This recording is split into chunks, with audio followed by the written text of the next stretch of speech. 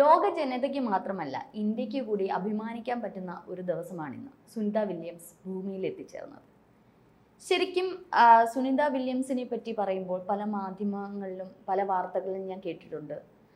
ഗണപതി ഭട്ടെയാണ്, അതുപോലെ തന്നെ ഭഗവത്ഗീതയും കൊണ്ടാണ് ബഹിരാകാശത്തേക്ക് പോയത് എന്നൊക്കെ. സത്യമാണോ എന്തോന്നുള്ളത് നമുക്ക് വാർത്തകളിലേ അറിയില്ല. ശാസ്ത്രവും വിശ്വാസവും ഒത്തുചേർന്നു എന്നുള്ളതല്ലേ? ശാസ്ത്രവും വിശ്വാസവും ഒത്തുചേർന്നില്ല എന്നുള്ളൊരു ചോദ്യം ഒരു അബദ്ധധാരണയിൽ നിന്നാണ് ആളുകൾ ഇത് പഠിച്ചു വച്ചതിൻ്റെ ഒരു പ്രശ്നമാണ്. ഒന്ന് മെറ്റീരിയൽ വേൾഡ്, ഒരു ഒബ്ജക്റ്റീവ് വേൾഡാണ് ശാസ്ത്രം. കണ്ടുപിടുത്തങ്ങൾ അങ്ങനെയൊക്കെ പോകുന്നൊരു വേൾഡാണ് ഈ ശാസ്ത്രം. മറ്റത് സബ്ജക്റ്റീവ് വേൾഡാണ്, ആത്മനിഷ്ഠമാണ്. ആത്മനിഷ്ഠമായ ഒരു ലോകമാണ് സ്പിരിച്വാലിറ്റി, ആത്മീയത എന്ന് പറയുന്നത്. വിശ്വാസമില്ലാതെ ജീവിക്കാൻ പറ്റില്ല മനുഷ്യന്. നമ്മളിപ്പോൾ ഇവിടെ ഇരിക്കുന്നു, നിങ്ങൾ എന്തുറപ്പിൽ ഇവിടെ ഇരിക്കുന്നു? 4-5 ഇവിടെ പുരുഷന്മാരാണ് കൂടുതൽ ഈ സ്ഥാപനത്തിൽ. ഇപ്പോൾ എന്തുറപ്പിൽ ഇവിടെ ഇരിക്കുന്നു? എന്നെ ഉപദ്രവിക്കുന്നില്ല. ഉപദ്രവിച്ചാൽ പോലീസ് വരും, അത് രണ്ടാമത് കേസുണ്ട്, ഭരണഘടന, അത് രണ്ടാമത്. പക്ഷേ ഇരിക്കുന്ന എന്ത് വിശ്വാസത്തിൻ്റെ പുറത്താണ്? എൻ്റെ സഹപ്രവർത്തകരാണ്, അവരെന്നെ മറ്റൊരു കണ്ണുകൊണ്ട് കാണൂല എന്നുള്ള വിശ്വാസത്തിൻ്റെ പുറത്തല്ലേ ഇവിടെ ഇരിക്കുന്നത്. ഒരു വനിത എന്നുള്ളതിൽ ബസ്സിൽ കയറിയിരിക്കുന്നു, ഡ്രൈവർ അവിടെ എത്തിക്കും എന്നുള്ള വിശ്വാസത്തിൻ്റെ പുറത്തല്ലേ ഇരിക്കുന്നത്. ഒരു കൊച്ചു കഥ പറയാം, സമയം എടുക്കാതെ പറയാം. ഒരു യുക്തിവാദിയും ശാസ്ത്രവാദിയും ഒരു സാധാരണ ഭക്തനും കൂടെ ഈ ടൂർ പോയി.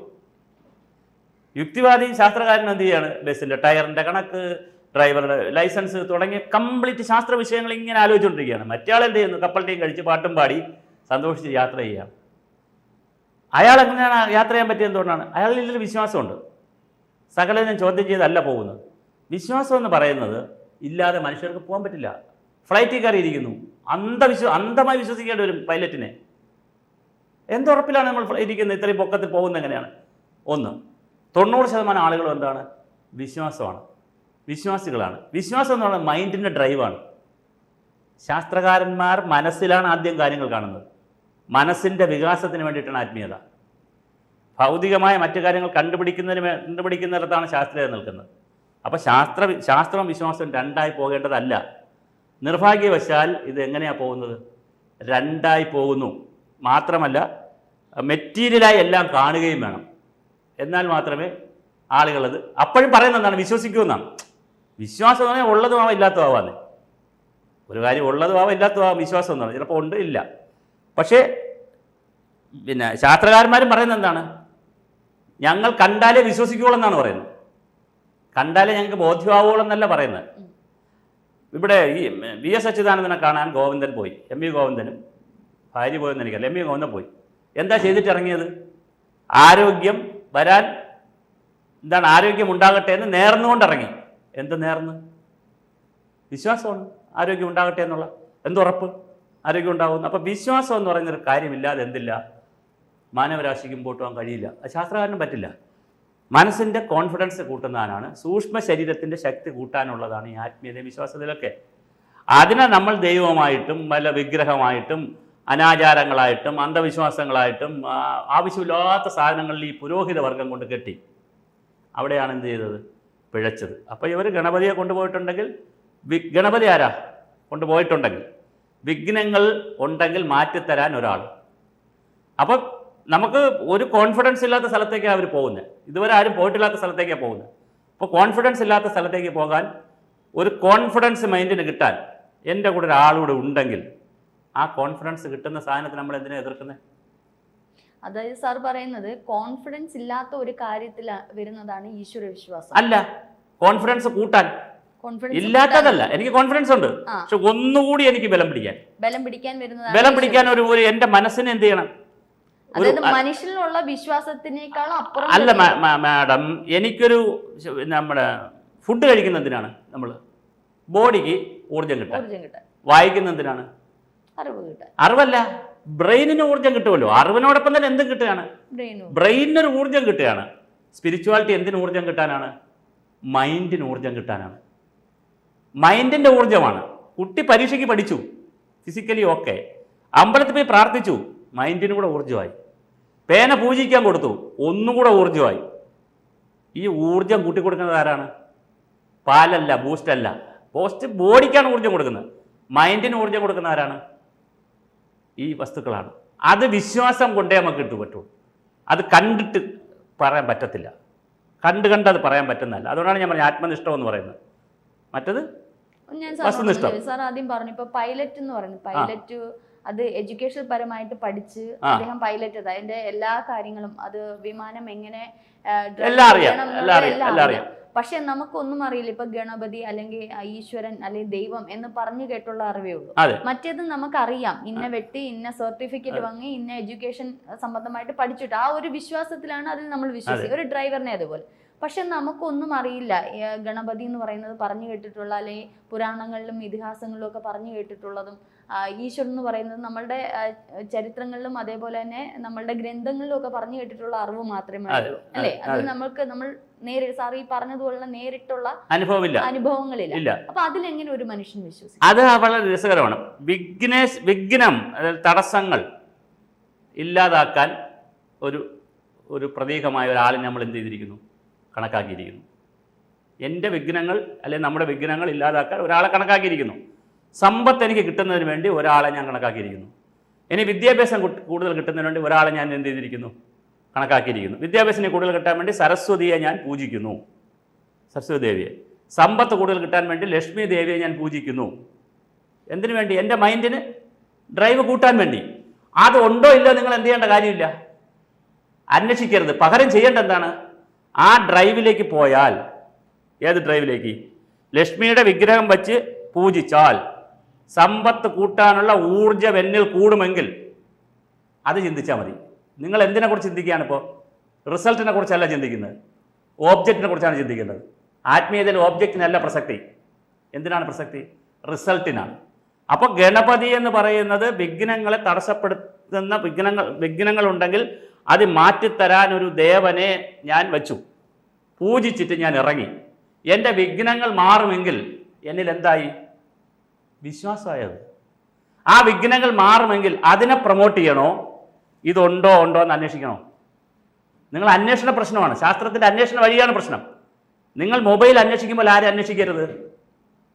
അതുകൊണ്ടാണ് പറയുന്നത് ദൈവം അനുഭവവശമാണ്, ഒരിക്കലും എന്തല്ല, മെറ്റീരിയൽ വശമല്ല. അനുഭവവശം ആർക്കേ ഉള്ളൂ? അനുഭവത്തിന് പോകുന്നവർക്കേ ഉള്ളൂ, അന്വേഷിക്കുന്നവർക്കേ ഉള്ളൂ.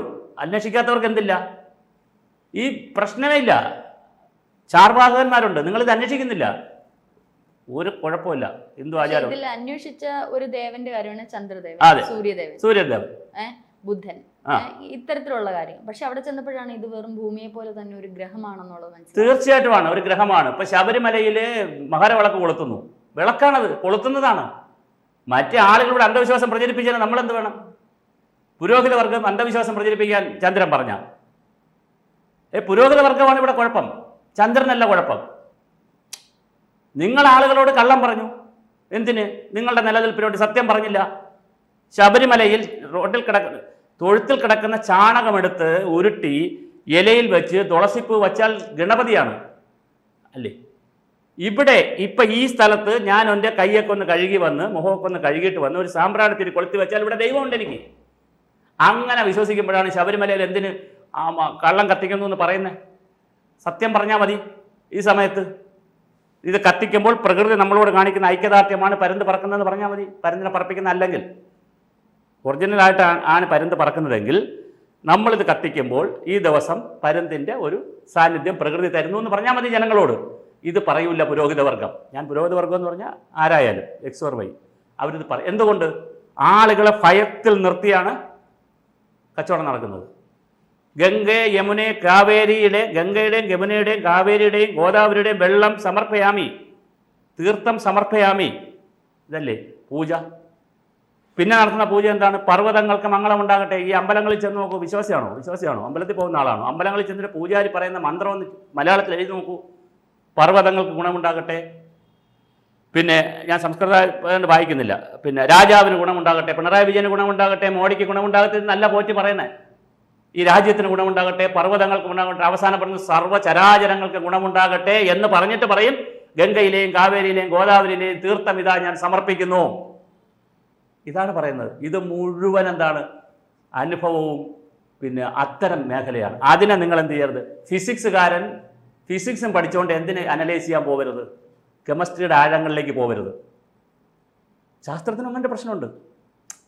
ഗൈനക്കോളജി പഠിച്ച ഡോക്ടർ പീഡിയാട്രിക്സിൽ എന്ത് ചെയ്യാൻ പാടില്ല, അല്ലെങ്കിൽ ഒപ്താൽമോളജിയിൽ ഒരുപാട് അഭിപ്രായം പറയരുത്, ജനറൽ പറയാം, ഒരുപാട് ആഴത്തിൽ പോകരുത്. രണ്ടും രണ്ട് മേഖലയാണ്. അതുപോലെ വിശ്വാസം എന്ന് പറയുന്നത് സ്പിരിച്വാലിറ്റിയായി ബന്ധപ്പെട്ടതാണ്, അത് സമ്പൂർണ്ണമായ അനുഭവങ്ങളുമായി ബന്ധപ്പെട്ടതാണ്. അതിലൊരു കള്ളത്തരവുമില്ല. കള്ളത്തരം ഉണ്ടാക്കിയതാരാണ്? പുരോഹിത വർഗമാണ്. എന്തിനു വേണ്ടി? അവരുടെ സമ്പത്തിന് വേണ്ടി, അവരുടെ കള്ളത്തിന് വേണ്ടി അവരുണ്ടാക്കി. അതിൽ നിങ്ങൾ ലയിച്ചു. ഒരു സ്ഥലത്ത് ചെന്നാലും ഒരു ക്ഷേത്രത്തിലും ചെന്നാലും എങ്ങനെയാണ് പൂജിക്കുന്നത്, എന്തുകൊണ്ട് പരമശിവന്റെ ക്ഷേത്രം ശിവക്ഷേത്രത്തിൽ ചെന്നാൽ അവിടെ വച്ചിരിക്കുന്ന ഓവ് ചുറ്റിക്കൂടല്ലേ, ഓവ് ചുറ്റാൻ പാടില്ല, തിരിച്ചു വരണമെന്നാ. കള്ളത്തരം പഠിച്ചുകൊണ്ട് വരും. അത് ചെയ്യേണ്ടത് എന്താണെന്നറിയാം, വിശ്വാസി ചെയ്യേണ്ടത്, പ്രത്യേകിച്ച് ഇന്ത്യൻ ക്രിസ്തു മതം, ഹിന്ദു മതം അല്ല, ഇസ്ലാം മതം എന്നൊക്കെ പറയുന്നത് സെമറ്റിക് മതങ്ങളാണ്. അവിടെ പിന്നെ ഇങ്ങനത്തെ ചോദ്യങ്ങളൊന്നുമില്ല, അന്ധവിശ്വാസ ചോദ്യങ്ങളുമില്ല. യേശുവിനെ വിശ്വസിക്കുക, ക്രിസ്തു മതമാവാം, നബിയെ വിശ്വസിക്കുക, ഇസ്ലാം മതമാകാം. ഹിന്ദു മതത്തിലാണല്ലോ ഈ പ്രശ്നങ്ങളെല്ലാം കിടക്കുന്നത്. ഗണപതിയും പരമശിവനും കിടന്ന് വിളയുന്നത് ഇവിടത്തിനകത്താണല്ലോ. അല്ല, ഉണ്ട്. എന്നാൽ ഇത്രയും വിളച്ചിലില്ല, ഇത്രയും അന്ധവിശ്വാസ വിളച്ചിലൊന്നും അവിടെ ഇല്ല. അപ്പൊ ഇവിടെ എന്താ സംഭവിക്കുന്നത്?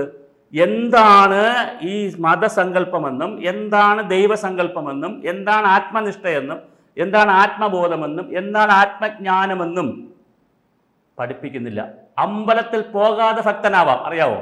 അമ്പലത്തിൽ പോണ്ട, ഭക്തനാവാം. സന്യാസിമാർ എത്ര അമ്പലത്തിൽ പോകുന്നു? സ്വാമിയാനന്ദൻ എത്ര അമ്പലത്തിൽ പോയിട്ടുണ്ട്? രമണ മഹർഷി എത്ര അമ്പലത്തിൽ പോയിട്ടുണ്ട്? എത്ര അമ്പലത്തിൽ പോയിട്ടുണ്ട്? ഒരു അമ്പലത്തിലും പോയിട്ടില്ല.